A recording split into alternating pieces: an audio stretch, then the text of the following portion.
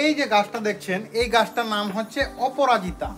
ফুলগুলো দেখে নিন, এই দেখুন সাদা সাদা ফুল, এটা সাদা কালারের হয় আবার নীল কালারের হয়।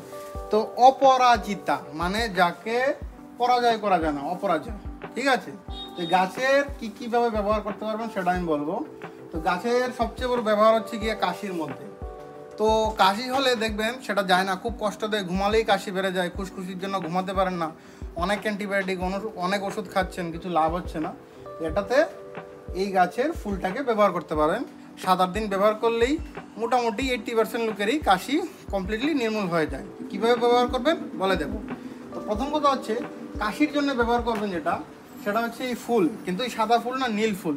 এই গাছের মধ্যে আরেকটা আছে যেরকম সেম নীল ফুল হয়, যেটাকে নীলকণ্ঠ বলা হয়, ওই ফুলটা 7 থেকে 8টা ফুল 1 গ্লাস জল দিয়ে বয়েল করবেন।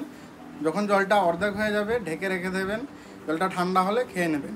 এরকম দিনে 2 বার কন্টিনিউ 8 দিন অবধি জলটা সিদ্ধ করে অর্ধেক হলে ঠান্ডা করে খেয়ে নেবেন। যে এই সাদা ফুল, এটা সাদা না, নীলটা, এর মধ্যে একটা সাদা আছে, নীল আছে, বারবার বলছি নীলটা। যদি এতটুকুই করতে পারেন আপনার কাশি নির্মূল হয়ে যাবে। সবাই হবে না, কিন্তু 100 জনের মধ্যে 80 জনই ঠিক হয়ে যাবেন। এইভাবে অপরাজিতাকে নিজের কাশির জন্য ব্যবহার করতে পারেন। ধন্যবাদ।